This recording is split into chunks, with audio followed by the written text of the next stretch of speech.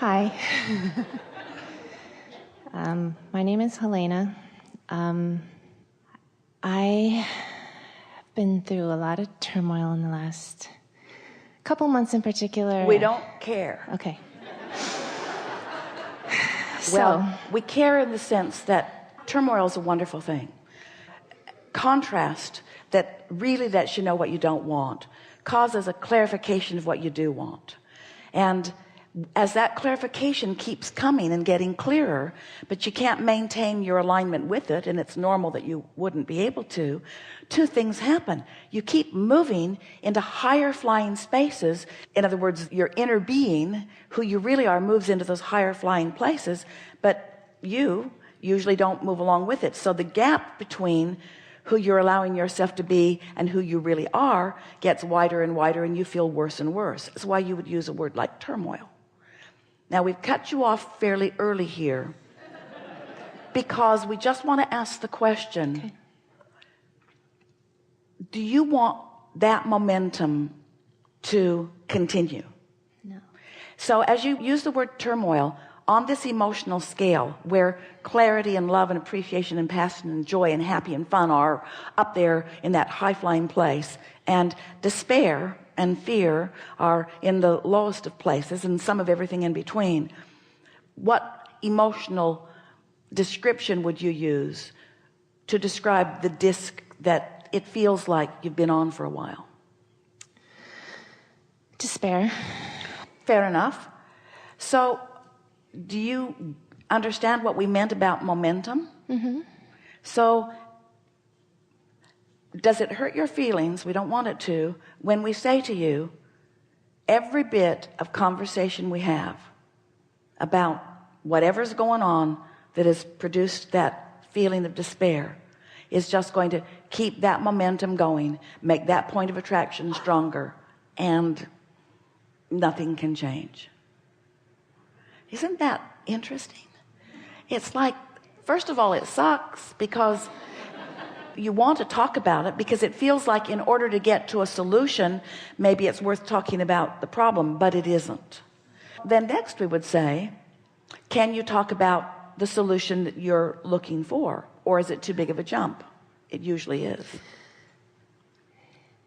I think I can. I understand. What made you want to talk with us about it? Not realizing that we were going to interrupt you so constantly that you couldn't get a word in. But forgetting about that, what made you think that it might be a good idea to talk to infinite intelligence who is on this high-flying disc? What made you want to have that conversation? Because I've studied your teachings, and I understand that when I am feeling good, I usually get everything I want. I'm a Kate. And you usually do get everything you want. So are you expecting in this conversation that we are so high-flying and we are so solid in that vibration that we can talk to you and maintain that vibrational frequency and therefore uplift you to it? It's our understanding. Doesn't always work. In fact, doesn't usually work, but it is our understanding. Depends on where you are and how flexible you are in the movement, and how willing you are to never speak of those despairing things again. Because if you speak of the despairing things, you practice the vibration of it, and tomorrow morning you get up and that's the disc you choose, and then that's what the universe yields to you.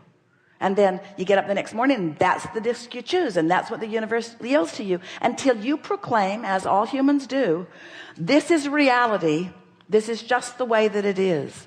Because most people observe reality and let reality set their vibrational tone, and we are suggesting you get to set your vibrational tone, and reality will adjust to your vibrational tone. But you just can't do it all at once. It takes a few days of determination that you're going to feel good. Esther must have written fun 5,000 times. Fun, and tried to focus on what it meant. And there was more than once that she focused on it and didn't find it. Wanted to just scribble it out. Wanted to let someone know that just writing the stupid word fun wasn't necessarily fun. But an intention for fun eventually will bring it. An intention for clarity will eventually bring it. So let's move forward. We'll talk about a lot of other things. You'll listen, you'll be distracted, your vibration will raise, and you'll get the sense of exactly what we're talking about. Can I just ask one question? No.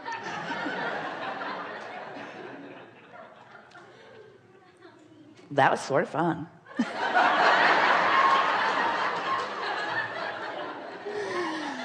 Go for it, but prepare yourself. Okay.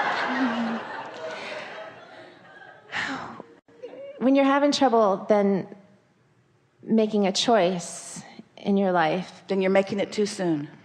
If you're having trouble making it, you're making it too soon. Here's something really worth thinking about. You're all going to like this.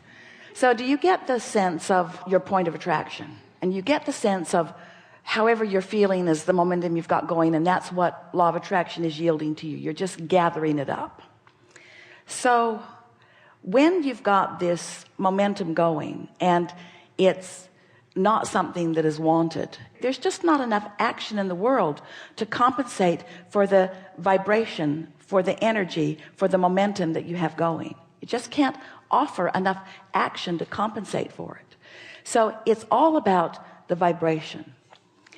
So these vibrational discs, just for sake of clarity, imagine one, a disc of clarity, a disc of joy and fun.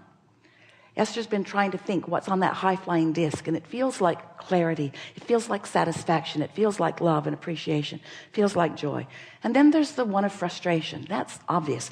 Feels like frustration, feels like overwhelmment, feels like not enough time. It feels like too much to do. It feels like not enough cooperative components. It feels like those things. And of course, there is a grid disc, a spinning grid disc, that equals just about every emotion that you could find, and even emotions that we can't even find words to define specifically. So here are these spinning grid discs, and from that momentum you feel inspiration. Inspiration doesn't just come from the high-flying disc. In other words, you might feel inspired to punch someone in the nose, but it didn't come from that high-flying disc. It came from a disc of revenge or anger or something else. So when you're having a hard time making a decision about something, it's because you've got competing momentums going. And usually it's because the inspiration to act doesn't match who you really are and what you really want. So we're really encouraging that you just sort of lay low, be sort of non-decisive for a while. In other words, we really don't want you to follow through with inspired action unless you're on that high-flying disc, because every action that you're inspired to, unless you are on that high-flying disc. Esther was inspired to action. She pushed that button. She pushed all those buttons herself. She pushed the button that opened the car. She did all of the action that moved things around, and she pushed the button that opened the garage door, that ripped the thing right off the car. In other words, you are all pushing your own buttons. Nobody else is pushing your buttons, you see. So if you feel confused or controverted, or you can't make a decision, it simply means you don't have enough momentum going. But it's a bigger statement than that, because we don't want it to be momentum that's going that gives you the impulse to act if it's not in your highest good. And that's why we're going to be clamoring all day today about the benefit of reaching for that highest disc. And by the end of this day, you'll feel the resonance of it. That is our expectation. Yes? Good.